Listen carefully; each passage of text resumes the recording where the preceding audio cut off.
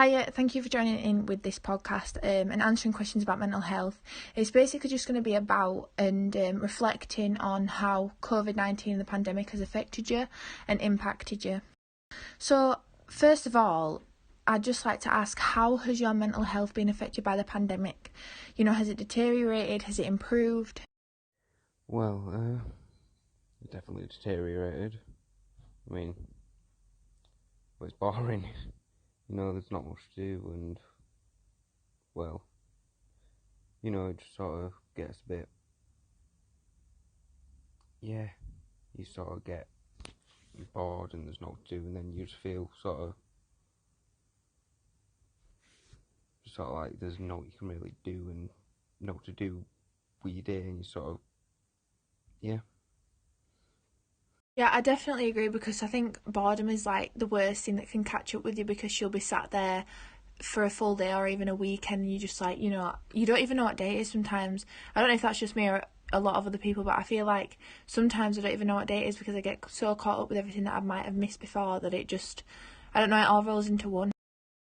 yeah, definitely. It just seems like the same day repeats over and over, and obviously when you sat there sort of repeating the same thing day by day, definitely sort of gets a bit on your nerves. So I don't know if you were at home doing your school at home or if you were doing your schoolwork in school as part of the key workers bubble, but for you, how do you think your education has been affected since the beginning of the pandemic? Well, I were in school, I were in the key worker group, but even being in school, just not having an actual class makes everything so much harder.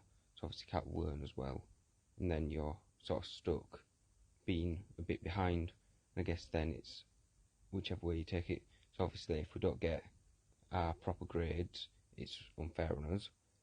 But then also if we do get predicted grades without covering everything, then then leaves a chance of a gap in knowledge for future generations of workforces. So it's sort of not exactly an easy situation. I think it's been hard for students across the board, because I think, if you've been inside school with the key worker bubble, you've still got the distractions of a usual classroom, even though, people might be wearing masks or whatever and you're more distance and there's less people, you're still going to have those distractions there. Whereas if you're at home and you're quite an academic person, you might find it much easier to do your schoolwork at home because you've got less distraction. Yeah, well, I think there's definitely a lot of distractions, whichever way you take it. But I think, well, definitely with me before, like when I was at home, there was no motivation or anything, because what's stopping me from going back to bed and doing no? So it's definitely been harder to get up and actually, do stuff. But for me, because I was at home, I feel like I use social media quite a lot to, I don't know, sort of involve myself with other people and make myself feel as though I'm part of something, because I'm not in school. I wanted to use social media to get in touch with a lot more people. But for you, how do you think social media has been used throughout this pandemic? Do you think it's been used to its best? Do you think it's been used positively? Or do you think social media has kind of been used too much? Well, personally, I don't use social media that much, but I think it's definitely one of those things which can sort of put your boredom on hold for a bit, because at least it's something to sort of, do something, at least you still get to see what's going on, even if you can't be physically involved.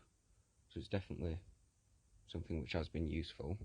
With things like Black Lives Matter and other movements that have been, marched and sent around social media, do you think social media is a good platform to voice people's opinions?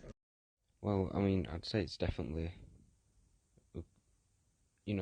people can voice their opinions, but there is a lot of cases where it is taken a bit too far, and obviously there's nothing stopping people from going over the top, which can then cause a lot of backlash and a lot of extra issues on top. So it just sort of depends on who it is who's actually using it and how they're using it as to whether it's being used well and whether it's good to voice their opinions on it. But what do you think that now in our current situation that parents and teachers and students can do to help us with our mental health and even help themselves with mental health? What do you think can be changed or can be introduced to change the way stereotypes are around mental health? Well, I mean, I think it's definitely one of those harder sort of situations, just down to the fact of a lot of people aren't comfortable discussing it. But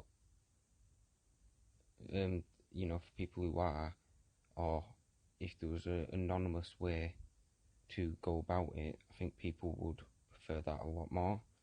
I think things like anonymous surveys, where you don't have to put your name in, but you can explain what you're going through. A lot of them are online that you get told about within school. So you'll get told about things like Couth and different student things and different teenage things that you can go on there anonymously and just talk about your problems and get advice from someone who doesn't know who you are, who doesn't know the problems that you're facing.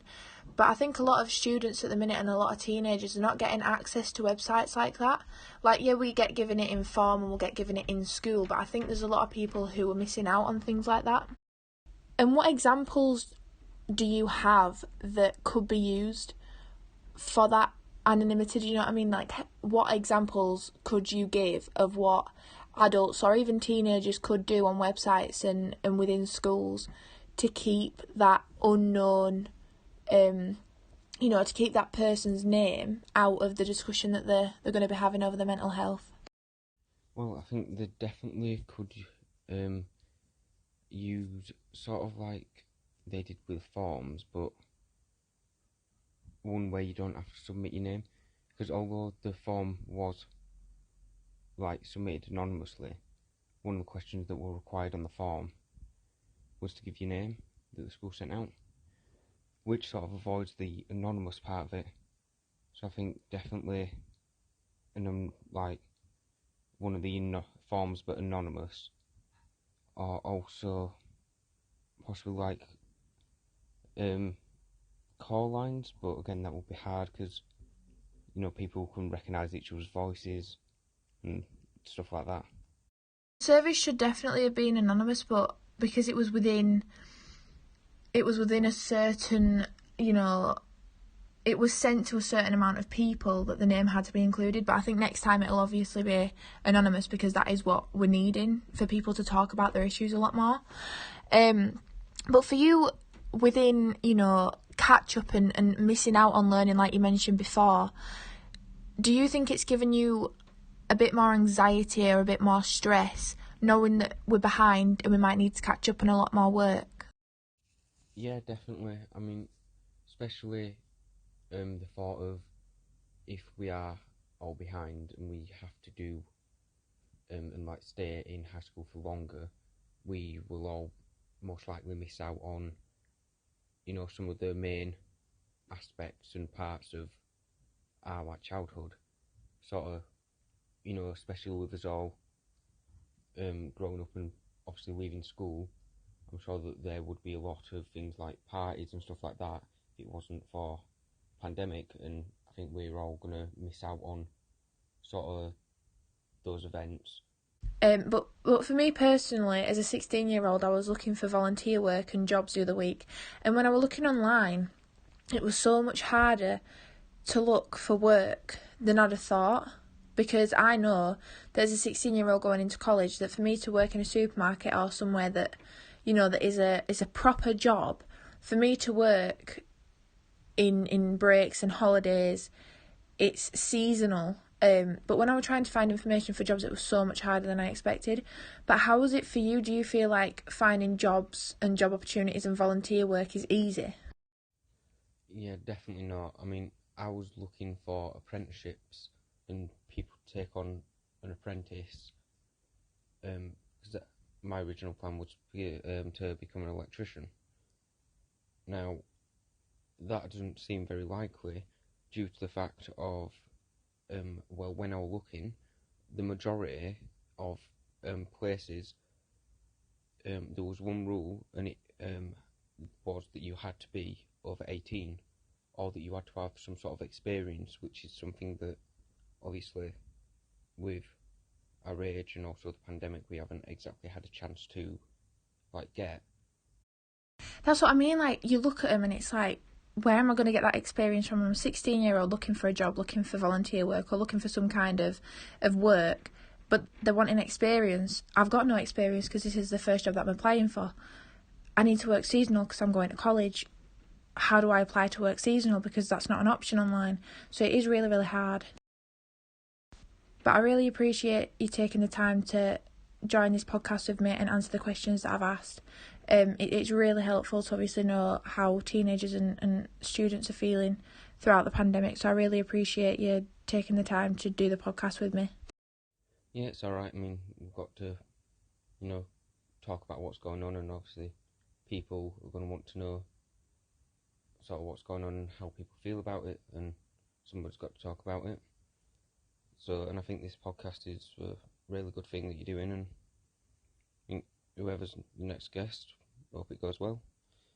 But yeah, see you.